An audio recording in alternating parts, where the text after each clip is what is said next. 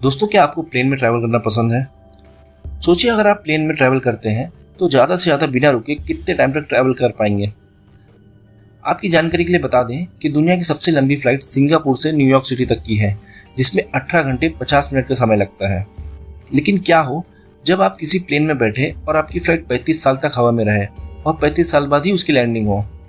दोस्तों, आज हम एक ऐसे रहस्यमय घटना के बारे में बात करने वाले हैं।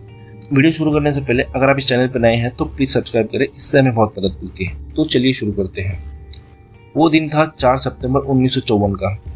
सैंटियागो एयरलाइंस की एक फ्लाइट PWB 513 92 यात्री के साथ वेस्ट जर्मनी के एचेन इंटरनेशनल एयरपोर्ट से Porto Alegre international airport Brazil के लिए रवाना हुई। फ्लाइट का सफ़र करीब 18 घंटे का होने वाला था।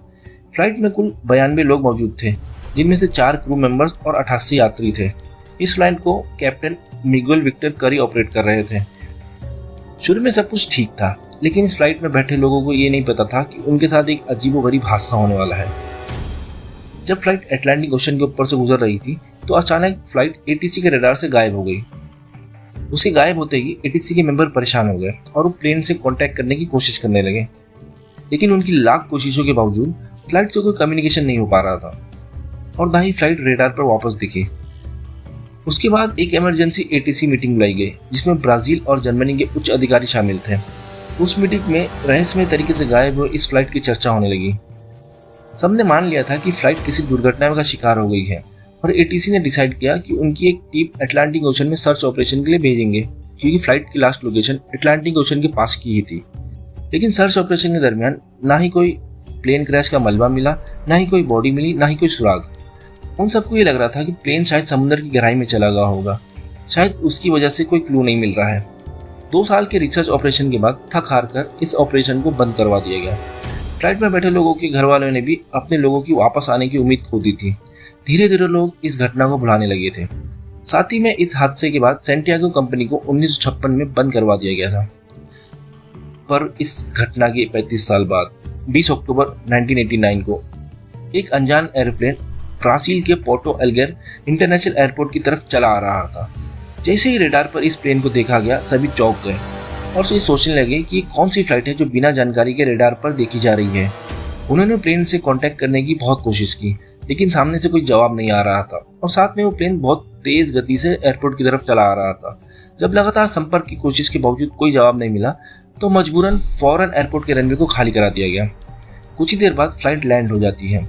लैंड होने के बाद तुरंत एयरपोर्ट के कर्मचारी रनवे की तरफ भागते हैं, ये देखने के लिए कि कौन सी फ्लाइट है और एक रहस्यमय तरीके से यहाँ कैसे आ पहुंची है। लेकिन जब उस फ्लाइट को देखते हैं तो उनकी आंखें फटी की फटी रह जाती हैं।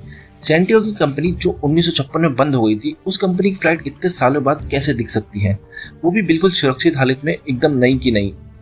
कुछ देर इंतजार करने के बाद जब कोई बाहर नहीं निकलता है तो कर्मचारियों ने इस गुत्थी को सुलझाने के लिए प्लेन का दरवाजा तोड़ देते हैं और अंदर जाते हैं। जब वो अंदर जाते हैं तो वो वहाँ का मंजर देखकर उनके पैरों तले जमीन खिसक जाती है। उन्होंने जो नज़ारा देखा वो उन्हें चौंका देता है। उन्होंने देखा कि प्लेन में कोई जिंदा इंसान नहीं है, बल्कि उनकी जगह कंकाल प्लेन में बैठे हुए हैं जो अपनी सीट बेल्ट पहने हुए हैं। उससे भी हैरान कर देने वाली बात ये थी, जब उन्होंने कॉकपिट का दरवाजा खोला ये जानने के लिए कि कौन इस प्लेन को यहाँ लैंड करवाने के लिए ले आया था, तो उन्होंने देखा कि प्लेन के कैप्टन की सीट पर कैप्टन नहीं बल्कि कंकाल बैठा हुआ था, जिसका हाथ अभी भी नेविगेशन कंट्रोल पर था। वो फ्लाइट 35 साल पहले गायब हुई सैंटियागो की फ्लाइट 513 थी। इस हादसे के बाद काफ़ी सारे सवालों ने घेरा बना दिया था, जैसे कि एक प्लेन 35 साल तक कहाँ था, बिना किसी जिंदा पायलट की प्लेन कैसे सेफली लैंड हुआ, इतने साल प्लेन का इंजन कैसे चालू था और प्लेन की कंडीशन इतनी अच्छी कैसी है। इस हादसे के बाद सरकार ने बहुत कोशिश की कि इस एक्सीडेंट को दबा दे ताकि लोगों में डर का माहौल ना बने, लेकिन धीरे धीरे ये हादसे की न्यूज़ दुनिया भर में आग की तरह फैलने लगी और इस घटना ने काफ़ी पैरानॉर्मल एक्सपर्ट का ध्यान अपनी ओर खींचा। उनमें से एक पैरानॉर्मल इन्वेस्टिगेटर थे डॉक्टर हिटलर, जो कि इस वक्त बहुत ही जाने माने इन्वेस्टिगेटर थे। उन्होंने इस घटना की जांच की और एक नतीजे पर पहुंचे। उन्होंने बताया कि शायद प्लेन एक टाइम लूप में फंस गया होगा। अपनी उड़ान के दरमियान प्लेन ऐसी जगह फंस गया था जहां का टाइम हमारी धरती से स्लो चल रहा था। इस थियोरी के अनुसार प्लेन की लैंडिंग करने में 18 घंटे ही लगे थे प्लेन के समय के हिसाब से, जबकि पृथ्वी पर 35 साल गुजर चुके थे। जैसे ही प्लेन टाइम लूप से निकलकर पृथ्वी पर बाहर आया तब 35 साल गुजर चुके थे और उनकी टाइम लूप के रेडिएशन के कारण वहां प्लेन में बैठे लोगों की मौत हो गई। इस थ्योरी के अनुसार प्लेन को 18 घंटे ही लगे थे, इसलिए उसका फ्यूल भी खत्म नहीं हुआ था और प्लेन क्रैश भी नहीं हुआ था। लेकिन जब फ्यूल टैंक की जांच की गई तो पाया गया कि वो बिल्कुल सूख चुका है। मगर एक सवाल ये भी था कि अगर वो टाइम लूप में ही मर जाते हैं तो उनकी फ्लाइट लैंड कैसे हुई। उस थ्योरी से भी कहती है कि किसी एलियन का काम था जिसने फ्लाइट को गायब कर दिया था। तो कुछ लोग इसे किसी भूत प्रेत या शैतान का काम मानते हैं। उसके अलावा कुछ लोग इसे इंसानी षड्यंत्र या कोई एक्सपेरिमेंट मानते हैं और इनमें से किसी भी थ्योरीज का कोई सबूत नहीं है। अभी तक ये हादसा एक मिस्ट्री है जिसको अभी तक सुलझाया नहीं गया है। हालांकि इस हादसे का कोई पुख्ता सबूत ना मिलने पर लोग इसे झूठ या पब्लिसिटी स्टंट भी मानते हैं।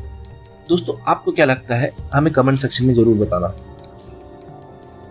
तो इसी के साथ करते हैं इस वीडियो को यहीं खत्म। आई होप ये वीडियो आपको पसंद आई हो। अगर पसंद आई तो इसे लाइक करें, इसे शेयर करें, इस चैनल को सब्सक्राइब करें। Thank you for watching.